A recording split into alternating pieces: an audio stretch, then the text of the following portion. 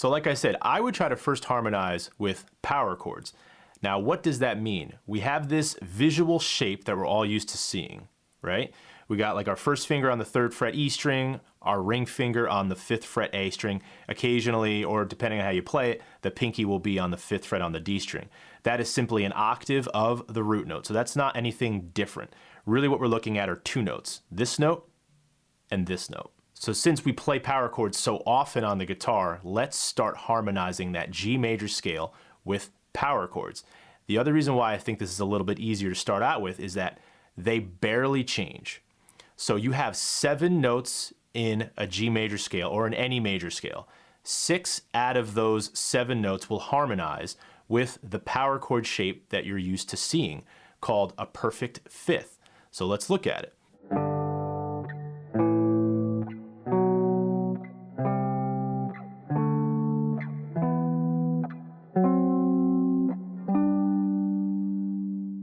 So you notice only that last combination was not the same as a normal power chord that we're used to seeing.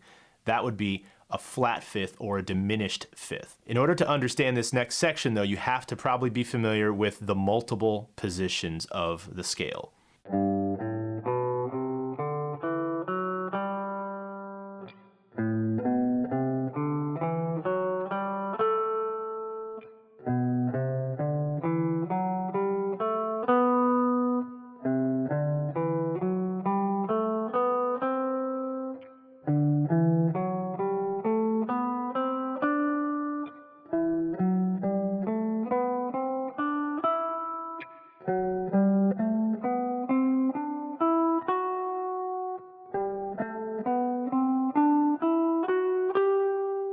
So the 5th simply means from wherever I'm starting, 5 notes up from there. Not 5 frets or anything like that.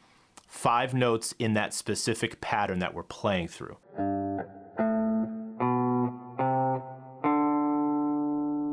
So that's my 5th from the first power chord.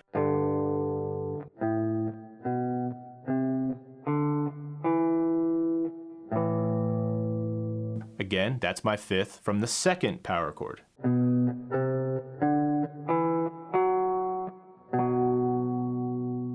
That's my 5th from the third power chord.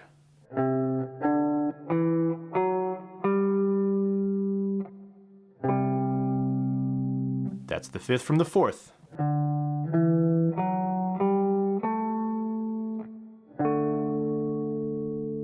That's the power chord from the 5th chord.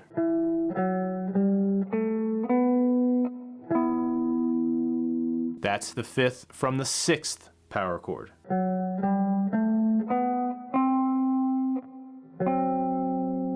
So that's a little bit of an anomaly.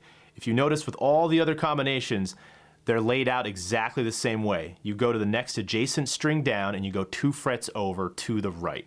And they all work like that. The first 6 power chord combinations all work like that until you get to the 7th.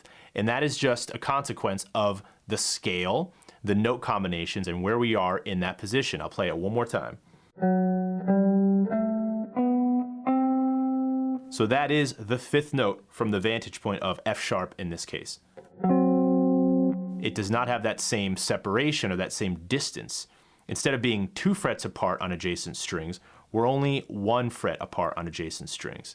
So we can't call it the same thing. This is a flat 5th or a diminished 5th interval instead of a perfect 5th, which are all these other shapes that we saw. So you could call this a diminished 5th power chord or a flat 5 power chord. And it's the only one that we find in a major key. So at least you know if you're trying to play power chord combinations, odds are you're not going to have to shift to that flat 5 power chord very often. If you do the quick math, it's like 85% of the time you're going to hit normal perfect 5th power chords.